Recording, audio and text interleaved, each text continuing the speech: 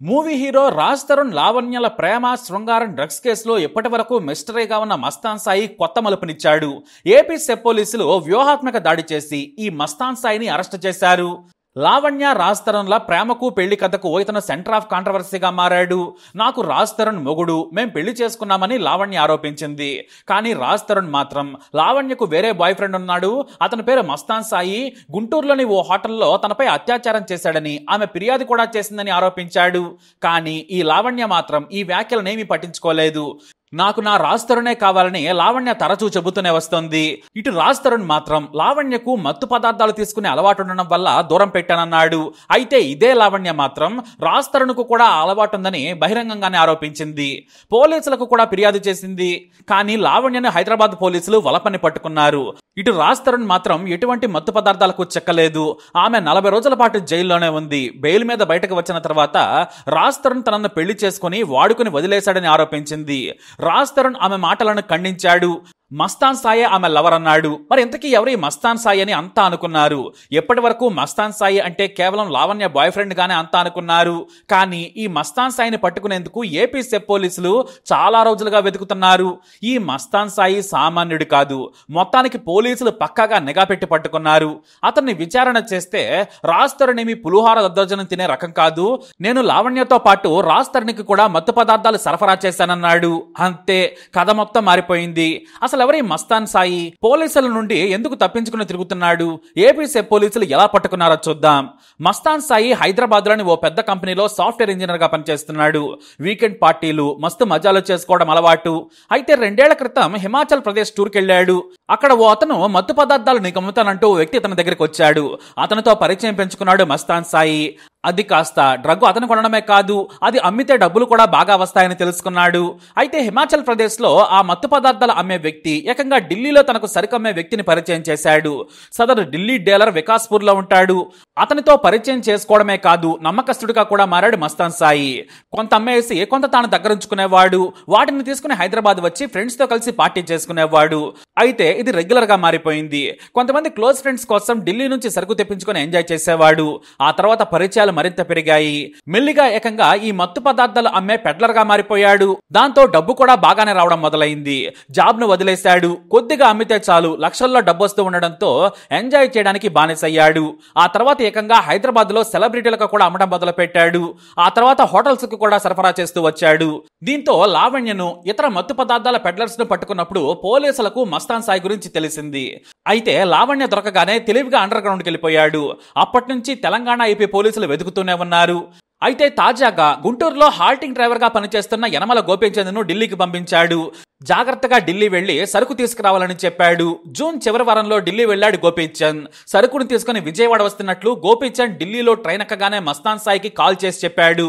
దీంతో Guntur Subhani hotel owner కొడుకులైన Nagur Sharif, కాజా మొయిద్దీన్లకు సమాచారం ఇచ్చాడు మస్తాన్ సాయి. గోపీచంద్ను రైల్వే స్టేషన్ లో పికప్ చేసుకుని జాగ్రత్తగా సరుకు తీసుకురావాలని చెప్పాడు. కానీ ఈ విషయం పోలీసులకు తెలిసిపోయింది.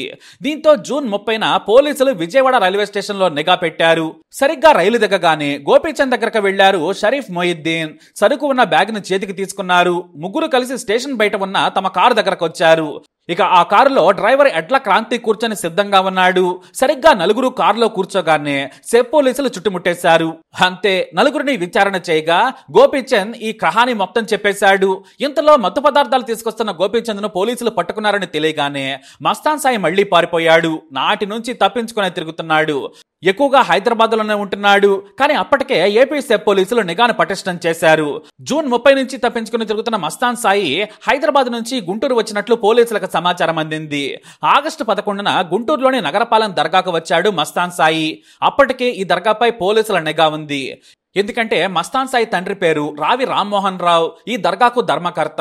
అంతేకాదు ఈ రావి మస్తాన్ సాయి తెలివిగా పోలీసుల కళ్ళు కప్పి రహస్యంగా వచ్చి వెళ్లడం, వీలైనప్పుడు అక్కడే తలదాచుకుంటూ ఉండడం చేస్తూ ఉన్నాడు.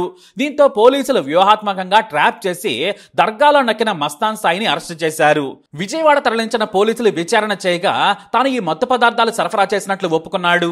అంతేకాదు సినిమా హీరో రాజ్ తరుణ్ అతని గర్ల్ ఫ్రెండ్ లావణ్యకు కూడా అప్పట్లో తాను సరఫరా చేసిన మాట వాస్తవమే అని కూడా చెప్పాడు. కానీ ఇక్కడ ట్విస్ట్ ఇంకోటి ఉంది. ఇదే మస్తాన్ సాయిపై గతంలో లావణ్య పట్టాభిపురం పోలీసులకు ఫిర్యాదు చేసింది. తనను గుంటూరులోని ఓ హోటల్లో మస్తాన్ సాయి అత్యాచారం చేశాడని ఫిర్యాదు చేసుకొచ్చింది. కానీ అప్పట్లో సీఏ రాజశేఖర్ రెడ్డి మస్తాన్ సాయికి అనుకూలంగా వ్యవహరించాడు అనే విమర్శలు కూడా వచ్చాయి. ఆ తర్వాత ఈ కేసును నగరంపాలెం స్టేషన్ కు బదిలీ చేశారు.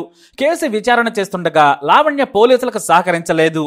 వైద్య పరీక్షలకు రావాలని నాటి సీఐ హైమారావు ఫోన్ చేసి పిలిచినా కూడా ఆమె రాలేదు. దీంతో కేసు పెండింగ్ లో పడిపోయింది. పైగా హైకోర్టు నుంచి ముందస్తు బెయిల్ తీసుకున్నాడు మస్తాన్ సాయి. ఇదే కేసును నాడు రాజ్ తరుణ్ మీడియాకు వివరించాడు.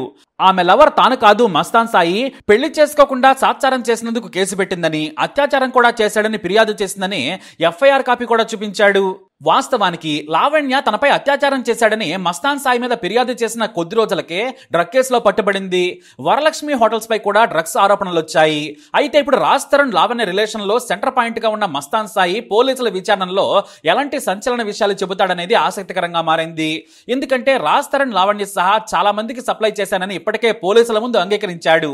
ఇక అసలు తాను ఎలాంటి మత్తు పదార్థాలు తీసుకోలేదని లావణ్య కాకమకాహనలు చెప్పింది. కానీ ఇదే మస్తాన్ సాయి తాను లావణ్యకు డ్రగ్స్ ఇచ్చానని, రాజ్ తరుణ్ కు కూడా సప్లై చేశానని పోలీసుల ముందు ఒప్పుకున్నాడనే వార్తలు ఇప్పుడు సంచలనం కలిగిస్తున్నాయి. మరి రాజ్ తరుణ్ ను లావణ్యను పోలీసులు విచారిస్తారా? వారికి నోటీసులు ఇచ్చి కేసును మరింత లోతుగా విచారణ చేస్తారా అంటే నిజమేననే కమెంట్స్ వినిపిస్తున్నాయి. ఇక ఇప్పటికే మస్తాన్ సాయి ఆడియో క్లిప్స్ కూడా చాలా లీక్ అయ్యాయి. ఇక మస్తాన్ సాయి అరెస్ట్ తో ఇంకా 2-3 డ్రగ్స్ కేసుల వ్యవహారాలు కూడా కొలిక్కి వచ్చే అవకాశాలున్నాయి. ఇక అతడిని తమకు కూడా రిమాండ్ ఇవ్వాల్సిందిగా తెలంగాణ పోలీసులు ఏపీ పోలీసులను కోరే అవకాశాలున్నాయి. పోలీసుల విచారణలో మస్తాన్ సాయి లావణ్య గురించి ఏం చెబుతాడు అనేదే ఇప్పుడు చాలా ఆసక్తికరంగా మారింది. ఏం జరుగుతుందో చూద్దాం. ఈ వీడియో అప్డేట్స్ కోసం మై ఛానల్ ఫాలో అవ్వండి. అలాగే తప్పకుండా సబ్స్క్రైబ్ చేసుకోండి.